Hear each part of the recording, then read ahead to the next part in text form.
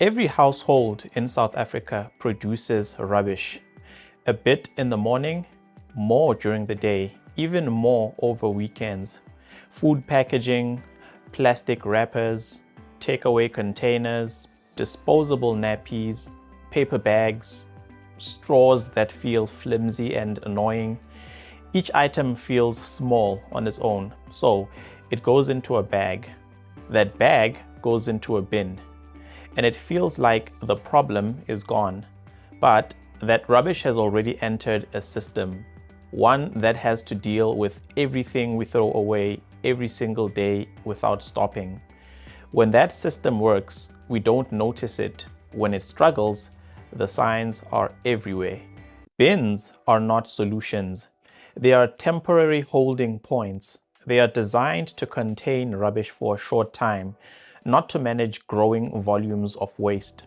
In many South African communities, one bin serves multiple households.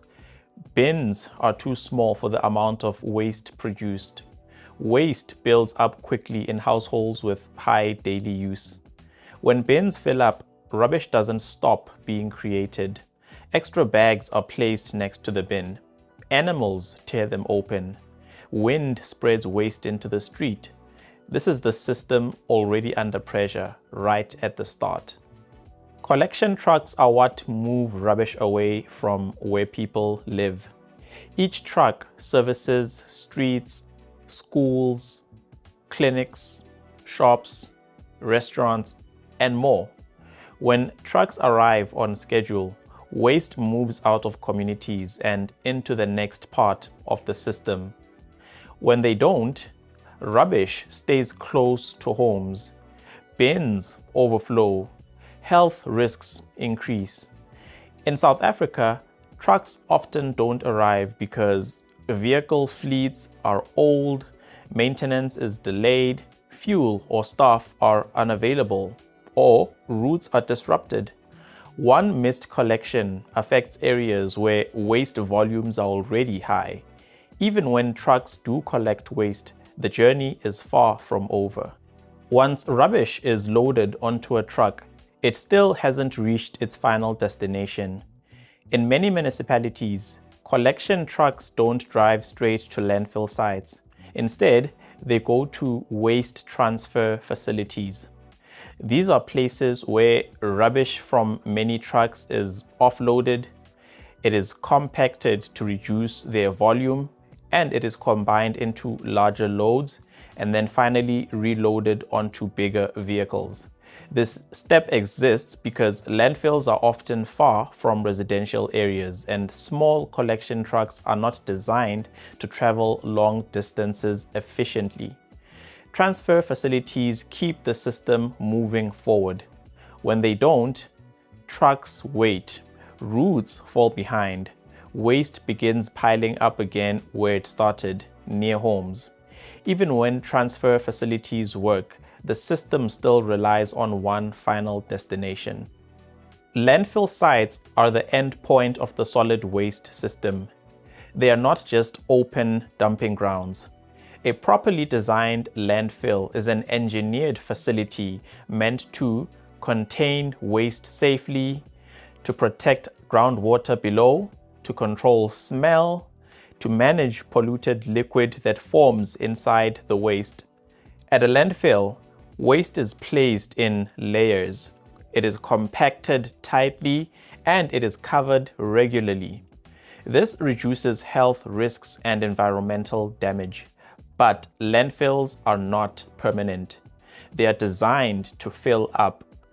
Every extra bag of waste shortens how long a landfill can operate. In South Africa, many landfill sites are full or nearing capacity. New sites are difficult to approve and existing sites operate under severe strain. As landfills approach their limits, the trucks queue longer, offloading slows down, fewer trips happen per day, and that pressure travels backward through the system. When landfill sites struggle to accept waste, the pressure doesn't disappear, it moves backward. Transfer facilities fill up faster. Trucks wait longer. Collection schedules fall behind. Eventually, waste has nowhere planned to go. That's when the dumping starts appearing. It starts appearing along roads, on open land, near rivers, inside stormwater channels.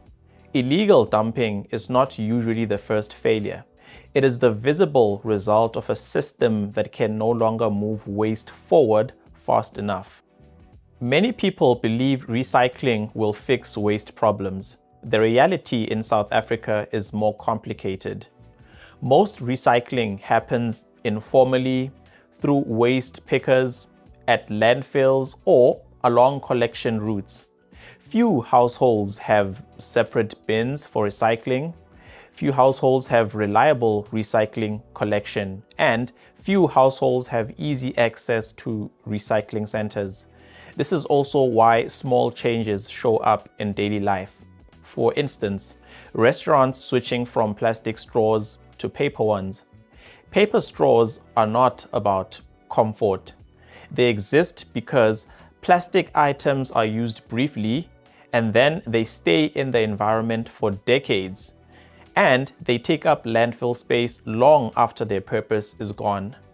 Recycling helps to reduce waste, but it cannot replace proper collection, working landfills, and functional infrastructure. Recycling is part of the system, not the system itself. Solid waste systems don't collapse overnight. They slowly fall behind.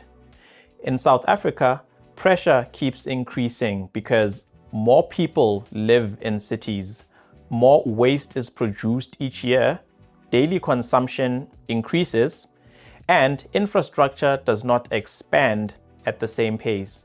The system keeps functioning, just not well enough until the signs become impossible to ignore.